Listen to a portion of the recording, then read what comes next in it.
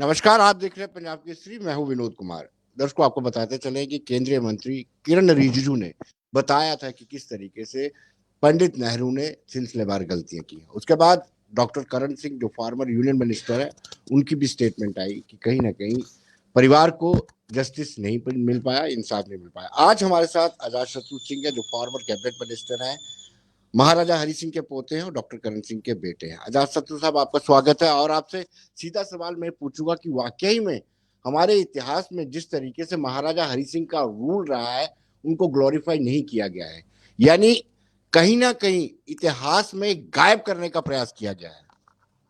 जी नमस्कार और मुझे बुलाने के लिए बहुत बहुत धन्यवाद। देखिए, जी ऐसा है, ये तो एक सत्य है कि महाराजा हरि सिंह साहब के साथ जिस तरीके से एक षड्यंत्र खेला गया था, उसमें फारूक अब्दुल्ला के पिताश्री, क्या नाम है उनका, शेख अब्दुल्ला, शेख और मोहम्मद। जी पंडित नेहरू ने जी एक रचना रची जिसमें उन्होंने महाराजा हरि सिंह साहब को एक विलेन के तौर पे दिखाया। उसके बाद उनको देशद्रोह किया गया और कहा गया कि आप रियासत से निकल जाइए। मेरा ख्याल है जी जितने रेवोल्यूशनरी काम उन्होंने उस टाइम किए थे, हिंदुस्तान में किसी भी रियासत में किसी राजा ने नहीं किए थे। और जी दूरदर्शिता थी उनकी, जैसे जी लड़कियों के स्कूल, उसके बाद हरिजन के लिए उन्होंने मंदिर खोले, उसके बाद जो ब्रिजेस बने, उसके बाद जो रोड बने, कनाल बने, आपकी जो एग्रीकल्चर यूनिवर्सिटी बनी, उसके बाद शीप हस्बेंड्री के लिए किया, सेरिकल्चर के लिए किया। तो मैं शुरू हो जाऊं तो फिर आपको 3 घंटे लगेंगे सुनने में जी क्या जी क्या उन्होंने किया। पर जी उनको बेइंसाफी मिली, उनको कभी भी इंसाफ जीते जी नहीं दिया गया, और उसके बाद भी हिस्ट्री को डिस्टॉर्ट किया गया। जी। आजाद शत्रु जी, क्या आपको लगता है कि इसके पीछे इंटेंशन क्या थी? देखिए शेख ऐसा है, और नेहरू की क्या इंटेंशन थी? देखिए इसमें ऐसा था कि डोगरा रूल को खत्म करने के लिए, और खास करके जो जम्मू के डोगरे हैं, उनकी आइडेंटिटी खत्म करने के लिए सबसे पहले तो महल खत्म किए गए। अगर आप मुबारक मंडी को आज जाके देखें, या श्रीनगर में जो महल हैं, वो बिल्कुल तबाह हो गए। और उनके जी अंदर हिस्टोरिकल चीजें थी, हिस्ट्री की किताबें थी, वो सब जला दी गई। उसके बाद जी क्या किया इन्होंने कि एक हावी होके कश्मीर पे इन्होंने जम्मू की जो हिस्ट्री है उसको डिस्टॉर्ट की, और जम्मू का नाम कहीं आया ही नहीं। जब तक जी मोदी सरकार बनी, जब ललकार रैली हुई, नरेंद्र मोदी साहब, हमारे आदरणीय प्रधानमंत्री जी आए, अमित शाह जी आए, उन्होंने क्या कहा? उन्होंने कहा कि महाराजा हरि सिंह साहब को इंसाफ नहीं मिला। जी। आपको लगता है कि अब दोबारा से इतिहास में बदलाव करके उनको इंसाफ दिलाना चाहिए और भाजपा की नैतिक जिम्मेदारी होनी चाहिए?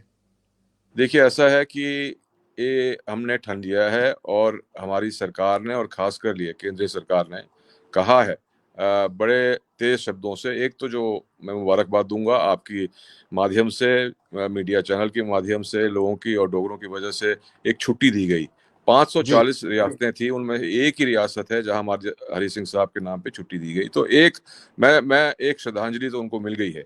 पर जो जी हिस्टोरिकल चीजें हैं, हिस्ट्री को रीराइट करना है, एक आरएसएस का और बीजेपी का एक स्टडी ग्रुप है, वो कर रही है। और मैं मानता हूं और प्रार्थना करूंगा उनसे, और उनसे मैं बात भी करूंगा कि जो एक 5वीं या 6ठी कक्षा होती है, उसमें कम से कम एक चैप्टर डोगरा रूलर्स के बारे में होना चाहिए, चाहे वो महाराजा गुलाब सिंह जी हो या महाराजा हरि सिंह जी हो। क्योंकि उनकी जो एक कंट्रीब्यूशन थी कि देखिए 540 रियासतें आपस में लड़ते रहे, उन्होंने अपने महल बनाए, उन्होंने अपने लिए सब कुछ किया। पर महाराजा गुलाब सिंह जी एक या दो बारी वापस जम्मू आए, लड़ते रहे वहां, उनके 2 भाई शहीद हो गए, उनके 2 बेटे शहीद हो गए। और उन्होंने जो आपकी उनकी जो सबसे बड़ी कंट्रीब्यूशन ये रही कि आप चाइना से लेके, रशिया से लेके अफगानिस्तान तक उन्होंने जो हमारी सरहदें हैं वो बढ़ाई। जी। आजाद शत्रु जी, 13 जुलाई 1931, यानी तेरह जी जुलाई को शहीदी दिवस मनाते हैं। और जी हर जब जो सरकार आती है, चीफ मिनिस्टर उस दिन उनकी मज़ारों पर जाकर के माथा टेकते हैं। जी लेकिन एक प्रोजेक्ट करने की कोशिश की जाती है कि महाराजा बड़े क्रूअल थे, जी। ऐसी प्रोजेक्शन देने की कोशिश की जाती देखिए ऐसा है कि सबसे है। पहले जी तो महाराजा हरि सिंह साहब वहां पे थे ही नहीं। ये एक जी षड्यंत्र रचा गया था अंग्रेजों ने। जब जी महाराजा हरि सिंह साहब गोल मेज कॉन्फ्रेंस, राउंड टेबल कॉन्फ्रेंस में गए, और जी एकमात्र वही थे जिन्होंने कहा था कि भारत छोड़ो। उसके बाद उन्होंने ये एक बड़ी प्लानिंग से नेहरू को जिन्ना को और शेख अब्दुल्ला को बीच में लेके इन्होंने षड्यंत्र रचा। और जो ये लोग मारे गए 13 लोग, ये अंग्रेजों की एक साजिश थी ताकि महाराजा के ऊपर एक कलंक पड़े। तो जी। मैं तो मुबारकबाद दूंगा इस सरकार को कि उन्होंने वो छुट्टी भी रद्द की और शेख अब्दुल्ला की छुट्टी भी रद्द की। लेकिन आप भी नेशनल कॉन्फ्रेंस से एफिलिएटेड रहे, तब आपको याद नहीं आया? नहीं नहीं, याद की बात नहीं है, पर मैं उस टाइम, एक तो मेरी उम्र बड़ी छोटी थी, मैं 28-30 साल का था, और दूसरा ये था कि मैं एकमात्र हिंदू मंत्री था शुरू में कैबिनेट में वहाँ पे। जी। मैंने कोशिश की आवाज़ उठाने की, पर आपको पता ही है कि उस टाइम तो तानाशाही थी, हमारी बात कौन सुनता। पर उसके बाद मैंने कोशिश की, जब सरकारें नहीं आई, उनसे भी दरख्वास्त की, और अंततः जो एंड में हुआ कि जो असेंबली में और काउंसिल में मैंने जो प्राइवेट मेंबर्स बिल पास करवाया, उसकी वजह से हमें छुट्टी मिली। जी। लेकिन उस वक्त आपकी सरकार थी, जी आप प्राइवेट मेंबर बिल पास हो गया था अपर हाउस में विक्रमादित्य जी का, तो आप चाहते कैबिनेट करके छुट्टी, कैबिनेट में छुट्टी पर मुहर लगा सकते थे, लेकिन आपने इतना समय क्यों लिया? देखिए, मैं बताता हूँ आपको। देखिए, मैं एक सैनिक के तौर पे, कार्यकर्ता के तौर पे मैं काम कर रहा था। मेरा दायित्व था कि मैं ये बिल पास करूं। उसके बाद जो कैबिनेट में बैठे थे हमारे साथी, वो उनका काम था कि महबूबा मुफ्ती के पास जाएं और ये उसको पास करवाएं। पर जी। जब मैंने ये पास करवाया, तो नईम अख्तर जो थे लीडर ऑफ द हाउस, वो मेरे पास आए। उन्होंने कहा कि एज अ कोएलिशन मेंबर आप इसको पास नहीं करवा सकते। मैंने उनको कहा कि रघुकुल रीत सदा चली आई, प्राण जाहि पर वचन न जाहि। और मैंने जी। ये पास करवाया, और महबूबा मुफ्ती ने भी वहाँ पे हाउस में आके हंगामा किया, पर ये पास हो गया और उसकी वजह से ही छुट्टी मिली हमें।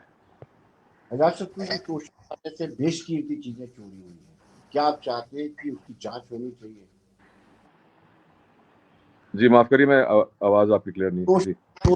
करने से बेशकीमती चीजें चोरी हुई हैं, जी जी बहुत जी बहुत जी। कॉस्टली चीजें चोरी हुई हैं। डू यू थिंक कि इसकी जांच होनी चाहिए और रिकवरी भी होनी चाहिए?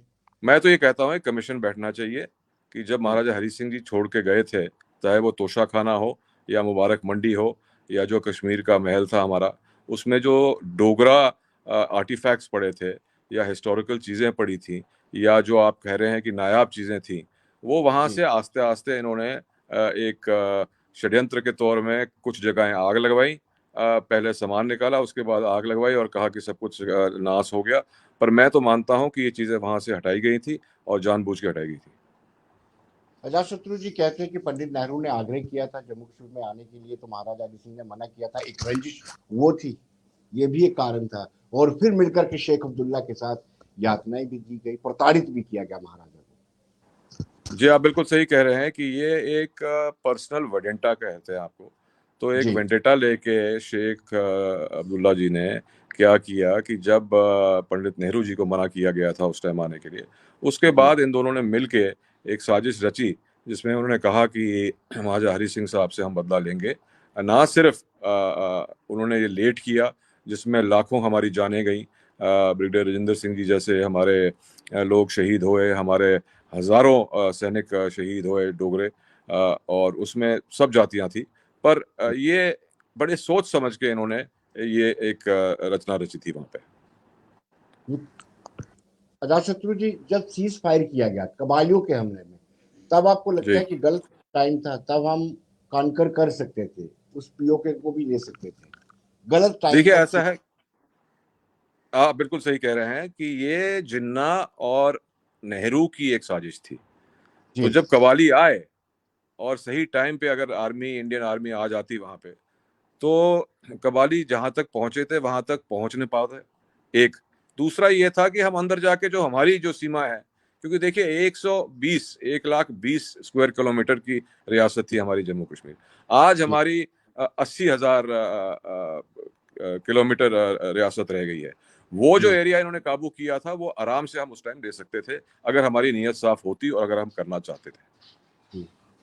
अगर हम ऐसा करते, वो एरिया ले लेते, तो कश्मीरी डोमिनेशन नहीं रहती, शायद यही एक मकसद था शेख मोहम्मद अब्दुल्ला का। जी बिल्कुल बिल्कुल, ये जी। बड़े सोच समझ के इन्होंने, उसमें अंग्रेज भी थे क्योंकि जो डिक्सन प्लान था उसके पहले जो राउंड टेबल कॉन्फ्रेंस के बाद इन्होंने ये रचना रची कि जो कश्मीरी एरिया है वो अलग हो जाए, और साथ में जो हमारा पठान डोमिनेटेड, हिंदू डोमिनेटेड और पीओजे के जो खास लोग थे जो हिंदुस्तान के साथ थे, उनको काट के पाकिस्तान के साथ मिलाया जाए। अजातशत्रु जी, प्रधानमंत्री ने कुछ रोज पहले ही स्टेटमेंट दिया है कि अगर ये लौह पुरुष सरदार वल्लभ भाई पटेल को कश्मीर इशू दिया जाता तो शायद आज पीओके हमारा हिस्सा होता, ना कि पाक ऑक्युपाइड कश्मीर होता। देखिए, ऐसा है कि सरदार वल्लभ भाई पटेल जैसे एक लीडर, कर्मठ नेता उस टाइम पे थे, और अगर उनको प्रधानमंत्री बनाया दिया जाता और अगर प्रधानमंत्री बनते तो आज ये हमें नहीं झेलना पड़ता। और मैं ये भी मानता हूँ कि अगर चलिए कश्मीर इशू भी अगर आप उनके हाथ दे देते तो आज जिस हालत में हम लोग पिछले 70 साल जूझ रहे हैं वो नहीं होता। हम उम्मीद करते हैं अजातशत्रु साहब, महाराजा हरि सिंह को इंसाफ मिले और जो इतिहास को तोड़ मरोड़ करके पेश किया गया है, एक ऐसी छवि दिखाई गई है, उसको दुरुस्त किया जाए। और आप भी स्टडी ग्रुप से मिलते रहिए, उनको जो इंफॉर्मेशन चाहिए उनके साथ ऐसा शेयर कीजिए। Thank you very much.